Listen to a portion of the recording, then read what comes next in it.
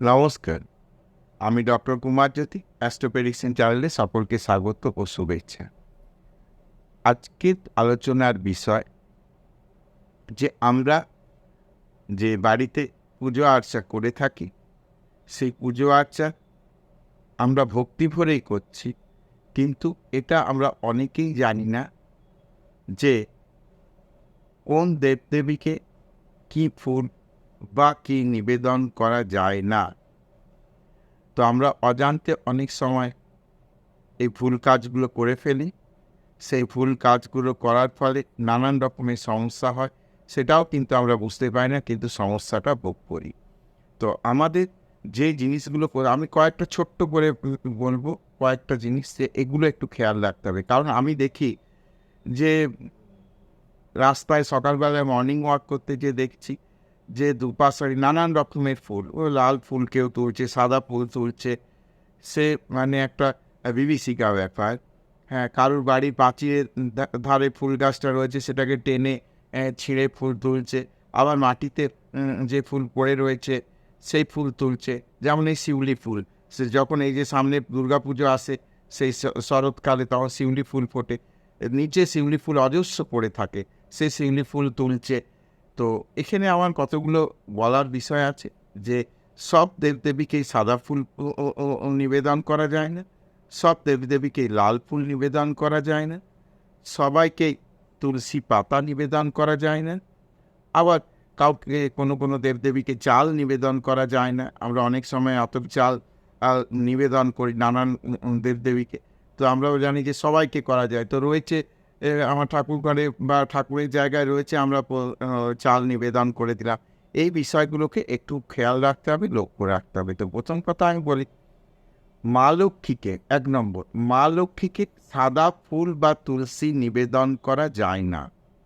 এটি কিন্তু একদম খেয়াল রাখতে হবে। প্রত্যেকের বাড়িতে মা লক্ষ্মীর পট বা ফটো বা ছবি বা মূর্তি রয়েছে। তো মা লক্ষ্মীকে তাহলে আমার এই ধারণাটা যে সাদা ফুল তুলছে, প্রতিদিন সকালবেলায় সাদা ফুল তোলা হচ্ছে, তাহলে কাকে পুজো করা হচ্ছে? মা লক্ষ্মী নিশ্চয়ই বাড়িতে থাকবে। তাহলে মা লক্ষ্মীকে যদি কেউ সাদা ফুল নিবেদন করছেন, অবশ্যই মা লক্ষ্মীকে সাদা ফুল নিবেদন করবেন না এবং তুলসী পাতা নিবেদন করবেন না। নেক্সট হচ্ছে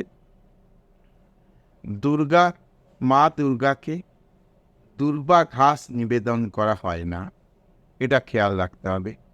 যদি কেউ করে থাকেন সেটা থেকে বিরত থাকুন। মা দুর্গাকে দুর্বা ঘাস নিবেদন করা হয় না।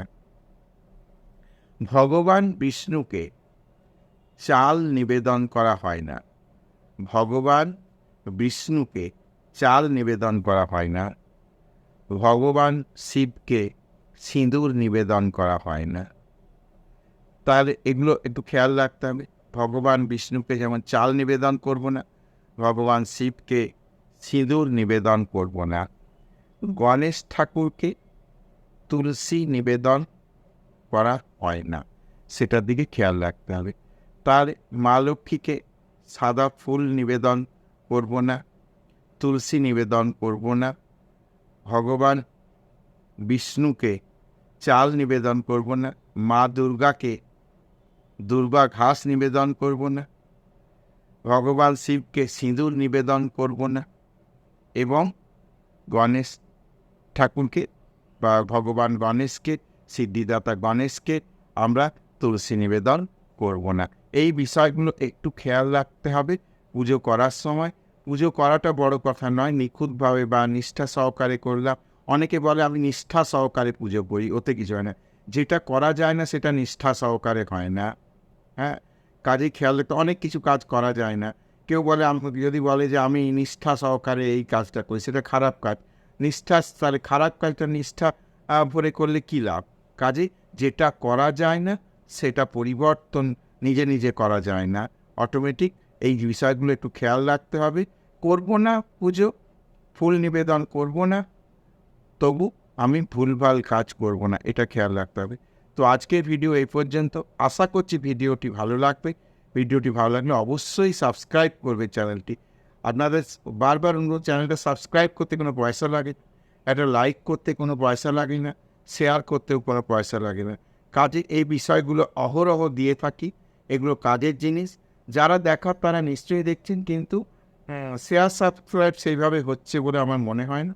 তো সেদিকে একটু অবশ্যই দৃষ্টিপাত বা আলোকপাত করতে হবে, কারণ আমি একটা জিনিস নিয়ে আহরণ করছি, সেই আহরণের প্রতিদান একটা কিছু থাকতে হবে, সেটা খেয়াল রাখতে হবে।